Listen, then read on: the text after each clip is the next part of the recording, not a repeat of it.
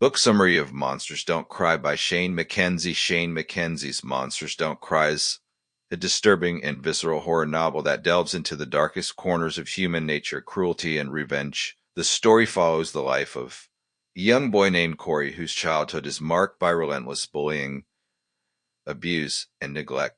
As he navigates an existence filled with torment, his suffering leads to a transformation that is both terrifying and tragic. Cory's tormented childhood. From the very beginning, Cory is portrayed as an outcast.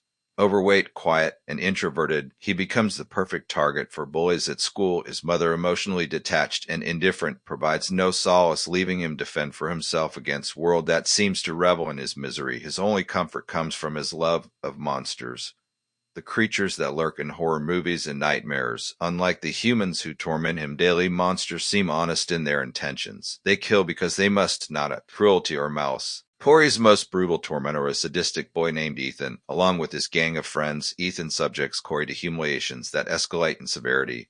The psychological and physical abuse he endures shapes his perception of the world, fueling his belief that real monsters aren't the ones in movies but the people around him. The catalyst for transformation. One fateful night, after an especially cruel act of violence, Cory's perception of Rio fractures. Whether it is due to trauma, psychosis, or something supernatural, he begins to hear whispers. Voices that assure him he is not alone. They promise him strength, vengeance, and most importantly, an escape from the pain. As these voices grow louder, Cory starts changing. His body transforms, taking on monstrous characteristics that mirror those he has idolized for so long.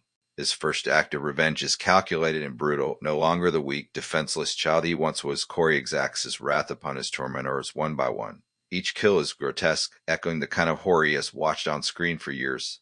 Yet in his mind, this is justice. This is balance. The monsters he once adored have become part of him, and he embraces his new identity fully. The descent into darkness. As Cory continues his bloody rampage, he begins to lose what little humanity he had left. His transformation is not just physical but psychological as well. He becomes something inhuman, driven by vengeance and hunger. The lines between reality and fantasy blurs. The voices urge him to continue his path of destruction. He no longer sees his victims as people, but as mere obstacles in his way, symbols of the cruelty that once defined his life. However, beneath the monster he has come, there remains flicker of the boy who once yearned for acceptance. As his body mutates further, his mind struggles with the remnants of guilt, pain, and longing. Deep down, Cory still wants to be loved, to be understood, but the world never offered him kindness, so he no longer seeks it. Instead, he embraces his monstrous fate. The inevitable tragedy. Cory's rampage inevitably leads to climax where he must confront his ultimate fear.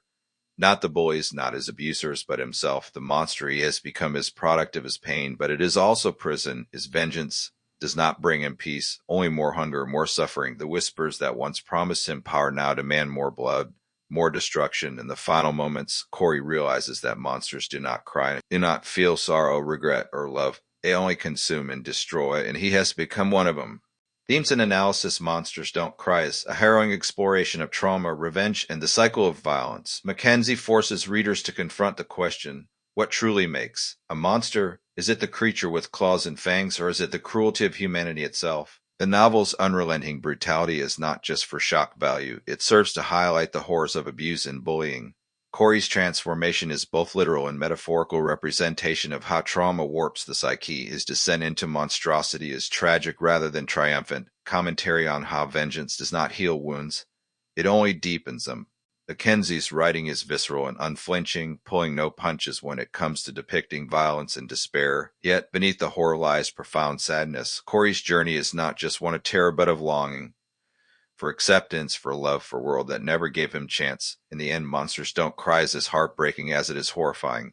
It is a story that lingers, forcing readers to confront the darkness within themselves and question what it truly to be human.